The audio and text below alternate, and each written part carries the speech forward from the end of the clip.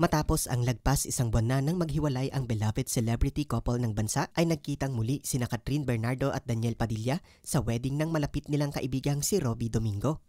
Makikita sa mga lumabas na litrato ngayon mula sa wedding na bago na ang haircut ni Daniel Padilla at si Catherine Bernardo naman ay mukhang very blooming ngayon. Base din sa video na ito na nag-uusap ang dalawa ay mukhang okay na okay sila sa bawat isa.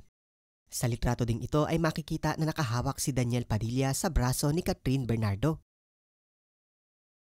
Makikita din sa litratong ito na nagtatawanan pa ang dating magjowa. Pero dahil na din sa mga nagkalat na litratong ito mula sa wedding, ay ang pagkalat naman ng rumors na pagkakaroon nila ng comeback o ang pagbabalikan nilang dalawa. Pero sadly walang comeback na naganap at as of the moment ay magkaibigan na lang sila. Kapansin-pansin din sa ilang litrato na magkalayo sila kumpara sa dati na dikit at halos hindi na sila mapaghiwalay. Ibig sabihin lamang nito na walang katotohanan ang mga kumakalat na issue na masama ang loob nila sa bawat isa. Pero ayon naman sa mga hopeful at loyal fans ng Katniel, never say never at malay natin in the future ay magkabalikan pa silang muli. Lagpas isang dekada din ang pinagsamahan nila at may tsansa na mas maging matimbang ito kaysa sa kahit ano pang sabihing di nila pagkakaintindihan na humantong sa hiwalayan nila.